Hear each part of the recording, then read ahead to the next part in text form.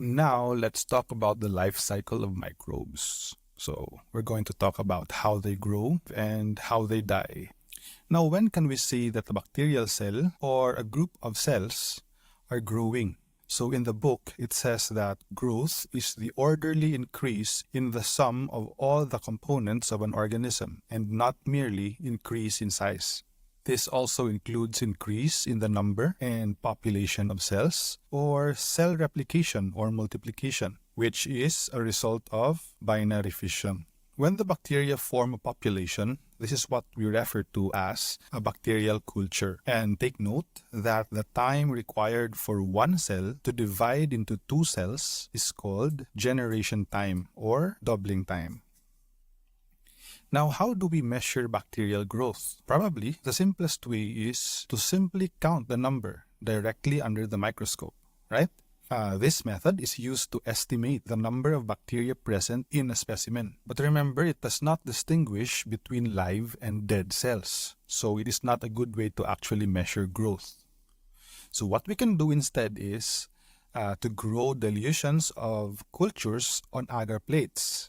This way, we can determine the number of colony-forming units per milliliter or CFU per ml. So this is called the viable cell count, which is used as a measure of cell concentration, which actually also makes more sense because we're counting cells that are viable and not those that are dead, right? Turbidity can also be used to determine growth. It is measured using photoelectric means, and this refers to the cloudiness or haziness of a fluid. Okay, so in simpler terms, using a spectrophotometer, we measure the amount of light that is able to pass through the suspension. Of course, a lesser amount of light that passes through would mean that the turbidity or the haziness is high, meaning there is an increased amount of bacterial particles. We can also measure the density, biomass density, that is by determining the dry weight of a microbial culture after it has been washed with distilled water. Let's now talk about the phases of bacterial growth. In reality, a population of bacteria does not maintain its potential growth rate and does not double endlessly, because in most systems, a lot of factors prevent the cells from continuously dividing at their maximum rate. Okay? So in other words, maraming trials or maraming hindrances. So a population will usually show a predictable pattern or what we call a growth curve over time. And this shows a series of phases called lag phase, log phase, stationary phase, and death phase. So let's put it on a graph. So the x-axis is time and the y-axis is the number of cells or the population. So in the first phase, cells are depleted of metabolites as the result of unfavorable conditions. So during this time, they are still trying to adapt to the new environment. Okay, there is vigorous metabolic activity that occurs, but there is no cell division yet. So the growth rate is 0. So this phase is called the lag phase, and because there is no growth, it is a flat, straight segment. No? Murag kita, maglag, dili pa ka-gets, wala pa ka-adapt, so maglag. But usually, it does not stay that way. No? Suddenly, the cell is now able to divide. One cell becomes 2, 2 cells become 4, and then 4 become 8. In other words, rapid cell division occurs. So if you plot it onto the graph, it will show a curve that increases geometrically. Okay? And the growth is exponential or logarithmic, just like a pyramiding scheme, no? So that's why it's called the exponential growth phase or the logarithmic or log phase. Okay? And this phase will continue as long as cells have adequate nutrients and the environment is favorable. But eventually, nutrients will get exhausted, or maybe products that are toxic to the organism will accumulate. This will cause growth to stop. So again, 0 growth rate. So this is called the stationary phase. So cells are not yet dying, but cells are not growing either. This is also the time when bacteria that form spores will sporulate or transform into their dormant form. But when the limiting factors intensify, cells will start to die, and they die at an exponential rate also. So they're not able to multiply, and the curve will now dip downward. Okay, so this is now the death phase. Now, when talking about infectious microbes, our goal is usually to cause these microbes to immediately reach the death phase, right? So as to avoid the complications of the effects of these bacteria on our human body tissues. So when we talk about cell death, we are referring to the irreversible loss of the bacterial cell to grow and reproduce or replicate or divide, okay? Now, what are the usual ways to kill microorganisms?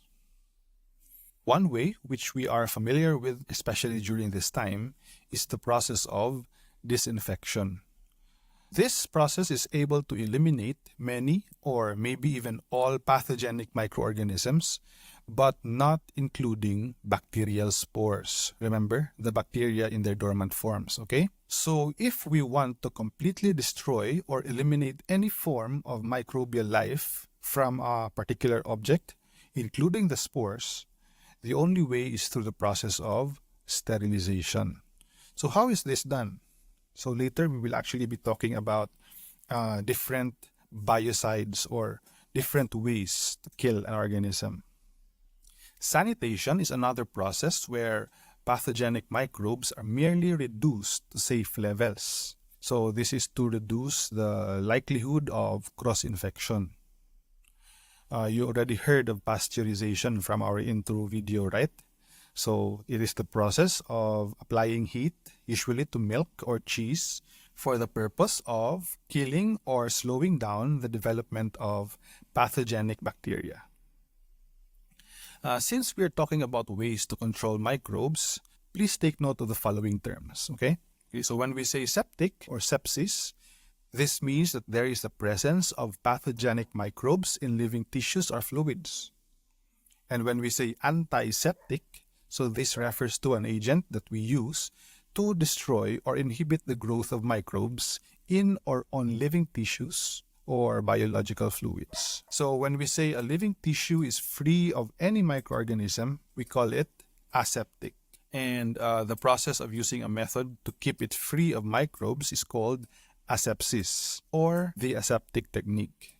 Now, bacteriostatic and bactericidal. You will encounter these terms, especially when we talk about antibiotics and biocides. So when we say a certain drug is bactericidal to a specific bacterium, this means that the drug is capable of killing that bacterium. On the other hand, when a drug is bacteriostatic, this means that the drug is able to stop bacterial multiplication, but it is not able to kill the bacteria. Now we talk about biocides. So biocides refer to any chemical or physical agent that is used to inactivate microorganisms.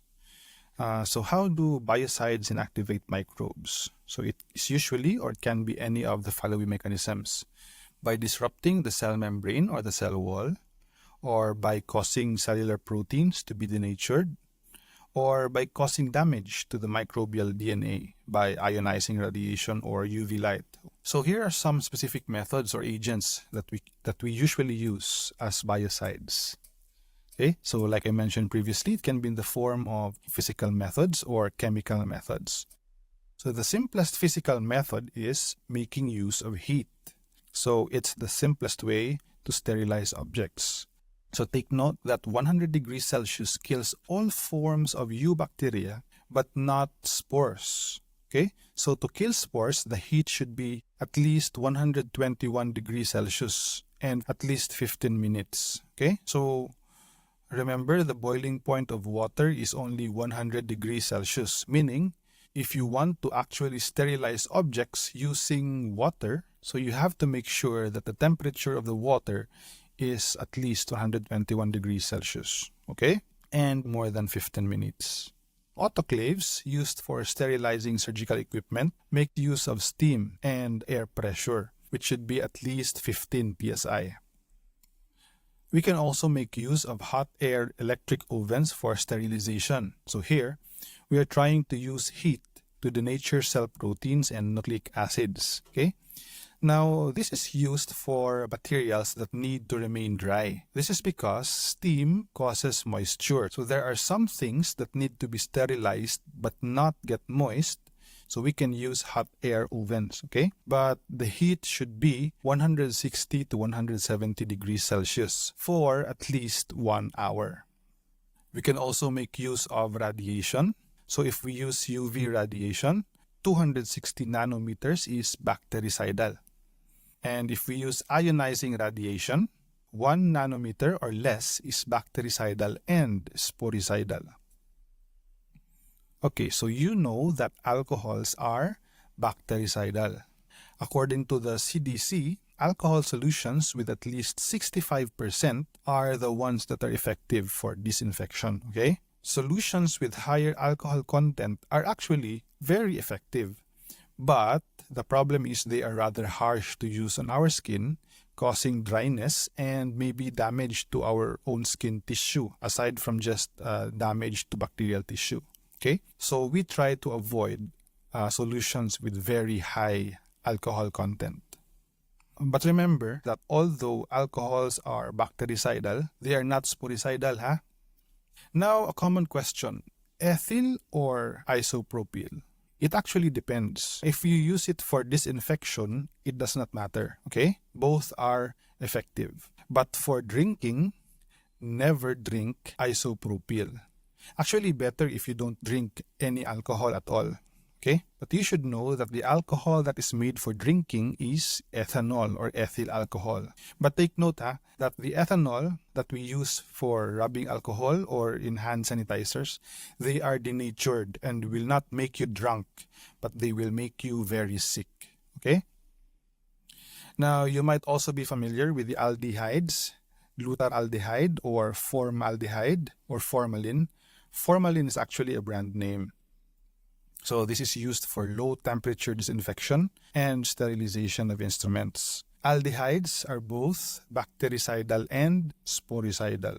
Okay? So this is what we use to preserve our specimens to prevent them from decomposing.